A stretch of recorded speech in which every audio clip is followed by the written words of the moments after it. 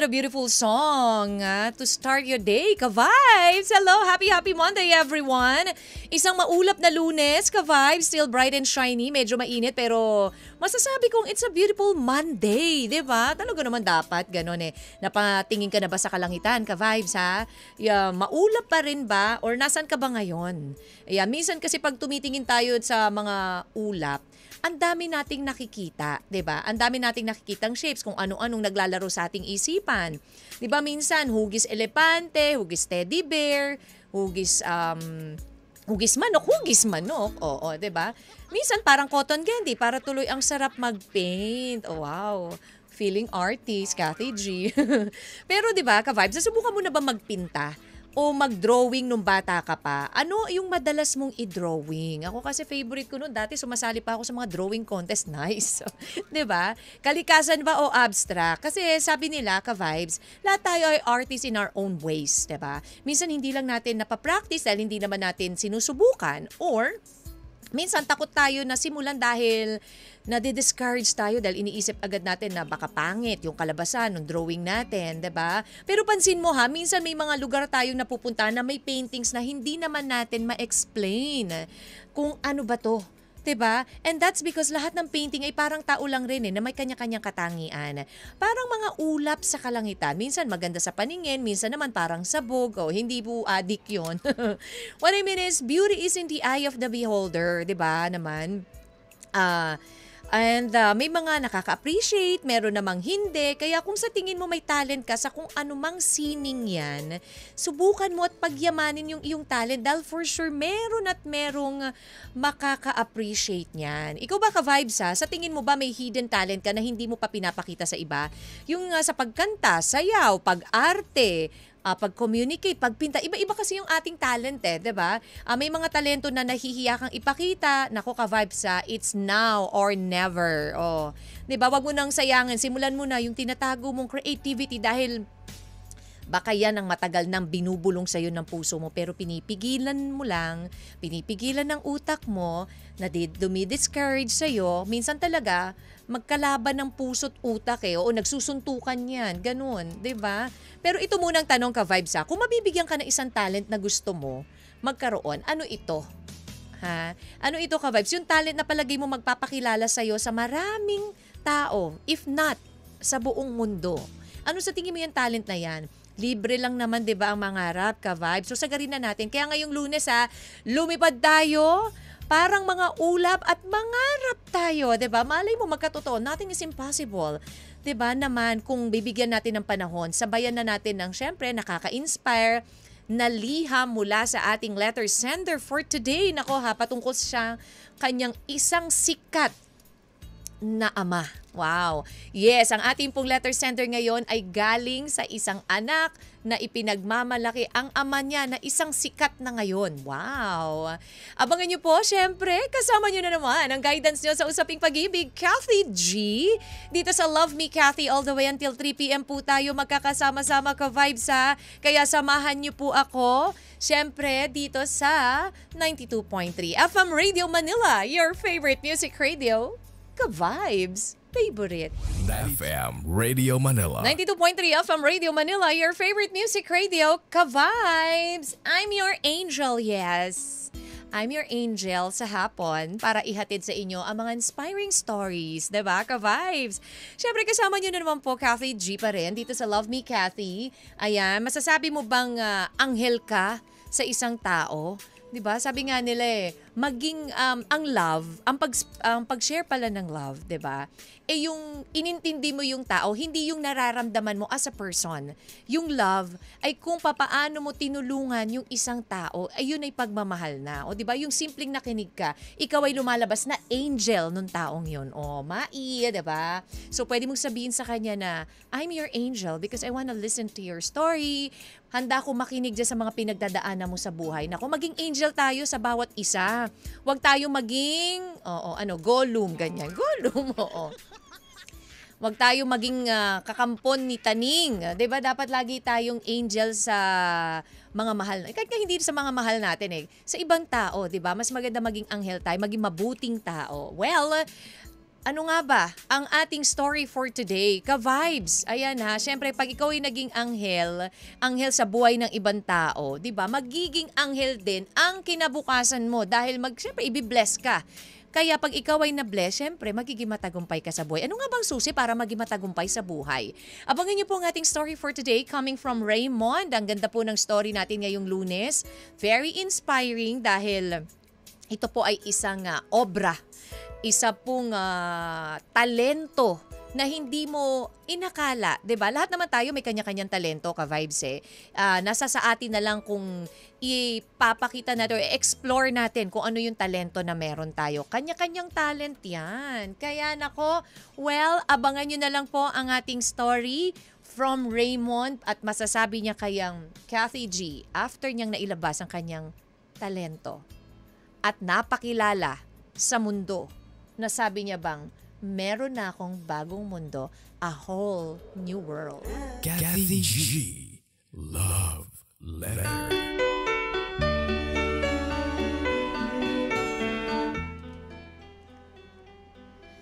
This love story is from Raymond. Dear Kathy G, magandang araw po sa inyo. Matagal na po akong nakikinig ng inyong programa at sa bawat kwento ng inyong mga tagapakinig, tila mas lumalalim ang pangunawa ko sa buhay at sa sining. Ngayong araw, Kathy, nais ko pong ibahagi ang isang kwentong hindi ko alam kung ito ba ay pag-amin, pagbabalik-tanaw o pagbibigay inspirasyon. Pero sana makarating ito sa kahit sinong tulad kong dati tahimik lang na nangangarap. Ako po si Raymond at ang aking kwento ay tungkol sa isang pintor at alagad ng sining. Siya si Elian, ipinanganak sa Laguna. Isang lugar kung saan ang kahoy ay buhay at ang sining ay parang hininga ng bawat isa. Kathy, bata pa lang si Elian ay mahilig na siyang gumuhit. Hindi ng santo o tanawin kundi ng mga mukhang puno ng emosyon. Kalungkutan, paghihintay, pananabik. Kadalasan, Kathy, babae, bagay at iba't ibang klasing mga hayop ang kanyang subject. Babae ang isa sa gusto niyang ipinta dahil sa kanila niya nakikita ang pinakatahimik na anyo ng lakas. Sabi ng kanyang ama, ang lalaki sa Laguna nag-uukit, hindi nagpipinta ng luha. Pero si Elian hindi sumusunod sa linyang minana. Sumusunod siya, Kathy, sa pintig ng kanyang puso. Hindi siya nakapagtapos ng pag-aaral dahil sa kakapusang pinansyal, pero ang kanyang mga gawa ay lagi mong makikita sa mga paaralan sa dami ng nagpapagawa sa kanya. Dahil likas sa kanya ang pagiging malikhain, lagi siyang gumuguhit at lumilikha ng mga obra. Nagtatrabaho siya sa araw bilang isang karpintero at nagpipinta sa gabi. Gumamit siya gamit ang mga tira-tirang pintura, lumang canvas at minsan ay lupa't tubig lang. Pero Kathy, sa bawat likhang sining niya doon naglalarawan ng iba't ibang kwento ng buhay. Dahil sa ibang atake niya sa mga simpleng bagay, nabibigyan niya ng ibang anyo ang mga ordinaryong bagay. Dahil angat ang kanyang mga likha, unti-unting napansin ang kanyang mga gawa. Naimbitihan siya sa isang exhibit na nagpabago ng kanyang mundo. Nagsimulang may bumili ng kanyang mga likha, may mga lumuluha sa harap ng kanyang mga paintings sapagkat totoo ang sakit, totoo ang alaala. Pero Kathy, dumating ang isang gabi, ang ina niyang tahimik na sumusuporta sa kanya ay pumanaw. Biglang walang paalam at doon na siya biglang nanahimik. Nawala ng gana sa buhay at sa sining. Hindi siya nagpinta at lumikha ng kahit anong sining ng mahabang panahon, Kathy. Hanggang sa isang gabi, naupo siya sa ilalim ng punong santol, may dala siyang maliliit na kahoy at gamit ang pait ng kanyang ama, inukit niya ang salitang ina. Sa sandaling yun, Kathy, bumalik ang kanyang kulay, naalala niya ang payo ng kanyang ina na sundin ang nilalaman ng kanyang puso at dikta ng isipan. Na ang paglikha ng sining ay isang pagpapalaya sa inyong kinikimkim na lungkot o saya na nadarama. Lalong dumami ang kanyang mga obra, lalong yumabong ang kanyang mga likha. Kasabay nito ang pagdami ng mga nakaka-appreciate sa kanyang sining. Ang kanyang mga obra ang nagdulot ng unti-unting pag-ahon sa kahirapan. Sa ngayon, Kathy, masasabi kong tanyag na ang mga obra ng aking ama. Sa bawat araw, lagi kong inaalala ang mga pinagdaanan ng aking ama. Ang payak na buhay at ang talentong nilinang upang maging daan para sa kaginhawaan. Maraming salamat po sa pagbasa ng aking liham. Sana ay maging inspirasyon ito at sa mga nakikinig na nawawala ng gana o direksyon, sana'y maalala nyo, ang sining ay hindi tungkol sa kasikatan. Ito'y tungkol sa pagsunod sa dikta ng inyong puso at payo ng iyong isipan. Ang bawat obra na iyong nilikha ay muling nabubuhay ang pag-ibig. Hanggang dito na lamang po. Gumagalang, Raymond. A million dreams! Lahat tayo may kanya-kanyang pangarap sa buhay, di ba? Sabi nga nila, mangangarap ka na lang, edi sagad-sagari mo na. Yung mangarap ka na, abot-abot mo na talaga. Hindi yung mangangarap ka lang, medyo alanganin pa, di ba? A million dreams. Siyempre, pag bata tayo, nangangarap tayo na maging isang sikat na artista, doktor, abogado, di ba? Yun yung mga pangarap natin, piloto, ano pa ba, chef. Ang dami nating pangarap sa buhay. Pero ang ating letter sender na si Raymond, actually yung kanyang ama na si Elian, ay napakasimple lang ng pangarap. Maglilok, gumawa ng isang obra, 'di ba? Gumawa ng isang sining, ayan, ako po, ng isang art na na makikilala sa lahat. Pero hindi doon nagtapos 'di ba? Una, nawalan siya ng pag-asa, napakiramdam niya, hindi ito yung linya niya Pero hindi nawalan ng hindi pinanghinaan ng loob dahil, alam mo yun, dadating talaga tayo sa point natin na biglang parang may magi-spark sa atin, na parang biglang may magre-remind sa atin, parang merong Holy Spirit na sasabihin sa'yo, matuloy kang mangarap dahil yung pangarap mo na yan ay may pupuntahan at yung pangarap mo na yan ay matutupad, diba ka-vibes? Ano bang pangarap mo ang natupad? Ano nga ba talaga ang susi sa matagumpay na buhay? Siyempre, lahat naman, hindi naman pwedeng isang blink of an eye or snap lang mayaman ka na agad, not unless nag-wish ka sa genie, diba? O kaya naman, 'di ba, tumama ka sa loto, biglang yaman ka, pero meron nga ibang ganyan na yumaman agad tapos ano nangyari? Bumalik din sa hirap. 'Di ba? So, lahat ng hirap ay lahat ng lahat ng pangarap natin na nagsasucess ay dumaan sa hirap. 'Di ba, napakaganda na yung pangarap mo naging natupad dahil pinaghirapan mo. Hindi yung nangyari yan sa'yo dahil kung ano-anong ginawa mong hindi maganda, 'di ba? Well, ano nga ba ang meron kayong payo for Raymond? 0916-563-1777 or visit po ang aming FB page, 92.3 FM Radio Manila. Posted na po dyan ang ating question for today. Ano ang susi para maging matagumpay sa buhay? And kung meron din kayong reaksyon at payo or gustong i-share para sa ating letter sender na si Raymond. Also, pwede pong bisitahin ang aking FB page, DJ Kathy G. Diba sabi nga nila, there's always a rainbow after the rain. Payuhan po natin si Raymond, ka-vibes. I will always stay this way in love with you. In lababo tong taon to. Oo, syempre laging in love, di ba? Kapag yung ganyan na, syempre lagi mo lang sasabihin na, I will always stay in love with you. Mahal na mahal mo yung tao. Promise. Ramdam. 92.3 FM Radio Manila. Your favorite music radio, ka-vibes. Syempre kasama niyo pa rin Kathy G. Dito sa Love Me, Kathy. Ano nga bang susi para matagumpay or maging matagumpay sa buhay, ka-vibes? Ano yung key? Nasaan ba yung susi na yan? 'Di ba? Napaduplicate na ba yung susi na yan ng tagumpay, ka-vibes? Ang ating pong letter sender na si Raymond, actually wala naman siya hiningi na story, just sharing the story ng kanyang ama, paano naging isang tanyag at sikat na artist ang kanyang ama. O, parang guess the name of the artist, ganon. Basta isang sikat po na artist na ngayon ng kanyang ama, na nakakatuwa, na alam mo yun, ginamit niya yung kanyang talento, ginamit niya yung nararamdaman niya, yung sinasabi ng kanyang puso at isipan para makalilok ng isang napakagandang sining, napakagandang obra. Alam niyo po, may iba't ibang sources daw ng inspiration ng mga artist, ha?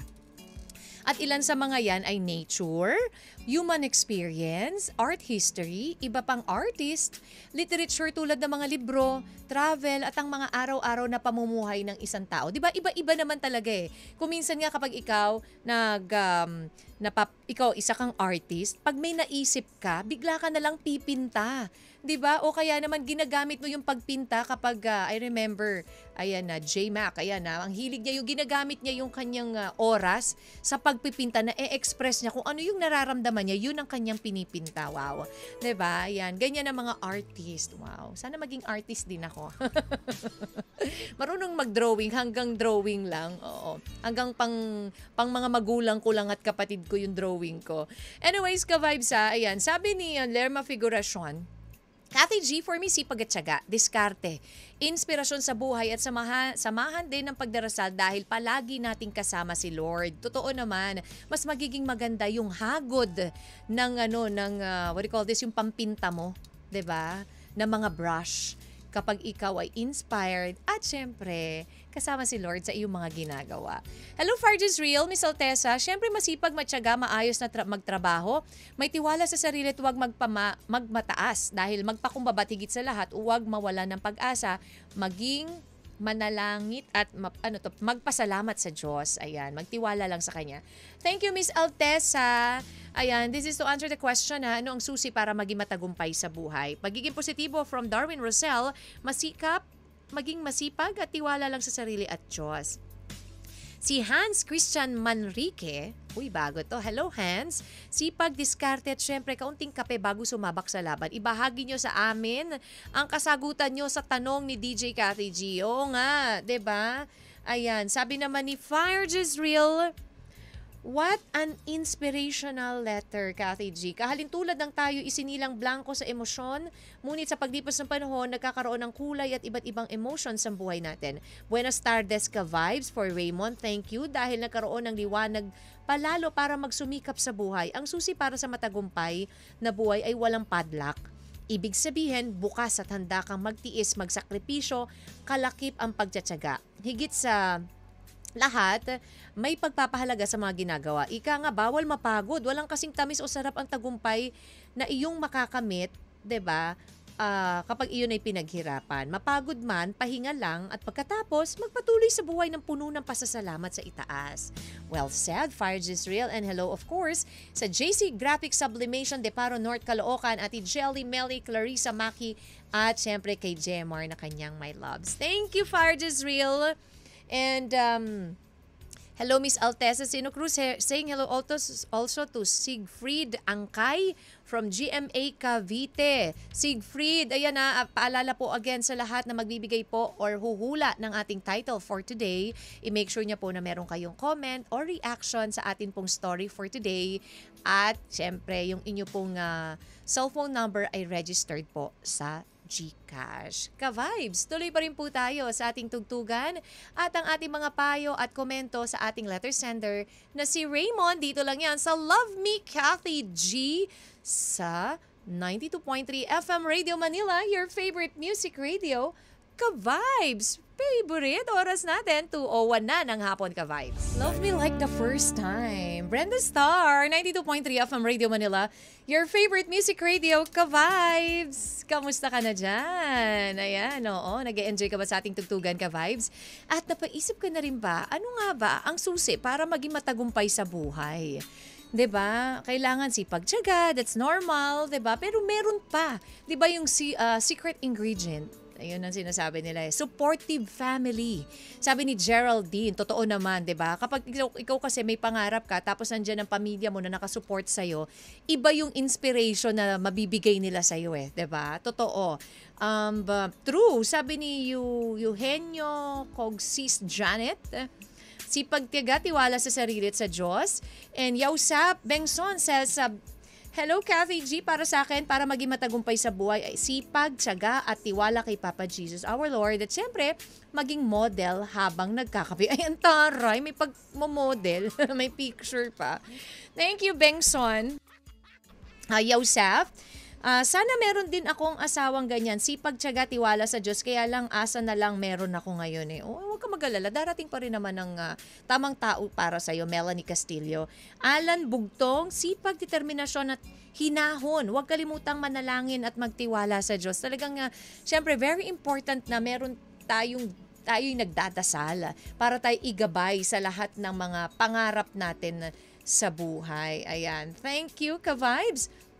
And sabi ni Mary Dulay, Kathy G, nahuli po ako, kakarating ko lang. It's okay.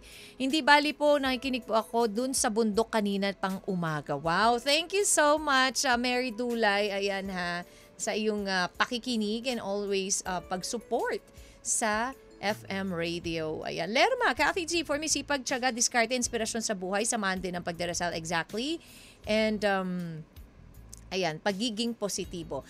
Maraming salamat Ka-Vibes sa mga nagbigay ng payo. Alam nyo po, ayon sa isang pag-aaral din, noong 1993 na isinagawa ng isang John Hopkins professor na si Redfield Hamilton, lumalabas po na 8 to 10 times daw na mas madalas magkaroon ng mood disorders ang mga tao na nagtatrabaho sa larangan ng sining. Siyempre kasi, 'di ba? Kailangan maging creative ka rin kapag ikaw ay nasa sining. Ayan, ang pagpipinta, arte, ano pa ba, 'di ba? Pagsasayaw. Nako, Ka-Vibes. Anyways, maraming salamat po sa inyo pong payo for Raymond. Ayan. Alam niyo po, lumalalim ang kahulugan ng isang obra kapag ito ay inukit o ipininta ng puno ng pag-asa at pagmamahal. Obra na kahit sino makakita ay mamamangha. Thank you, Raymond, for sa pag-share ng story ng father mo. Truly an inspiration for everyone na ang talento ng bawat isa sa atin ay kusang lumalabas basta ito ay galing sa puso. Sa bawat pangarap, lagi po nating iisipin, makakamit ang tagumpay basta't maniwala ka lang na kaya mong maabot ito. Thank you so much again for sharing your story with us. At sa mga gusto pong mag-share ng kanila pong story, mag-email lang po kayo sa lmtkathyg@gmail.com or mag-PM po sa 92.3 FM Radio Manila or my FB page DJ Kathy G. Ayan, ako, may nakahula po ng ating title for today. Ang ating pong title ay Pinta. And congratulations to you, Siegfried Angkay ng GMA Cavite. Ayan, maraming salamat sa iyo and congratulations. Ayan, abangan mo lang Siegfried Angkay, ang iyong premyo ipapadala sa iyo via GCash. Ayan, nako, Ka-Vibes, thank you for keeping me company. Hanggang bukas po, magkarinigan po ulit tayo dito sa Love Me, Kathy G. Siyempre, again, sa mga may gustong i-share, share lang kayo email or i-PM nyo lang po sa aming FB page. At siyempre, hula kayo ng ating title dahil tumataginting na 500 pesos agad ang sa iyo kapag nahulaan mo ang tamang title of the story at kapag siyempre ikaw ay nauna at merong reaction at registered sa GCash ang iyong number. Abangan po, susunod na Banana Crew, mga kasama niyo po DJ Jayo and DJ Kim Chorva. Dito lamang po yan sa 92.3 FM Radio Manila, your favorite music radio, Ka-Vibes. Favorite. 92.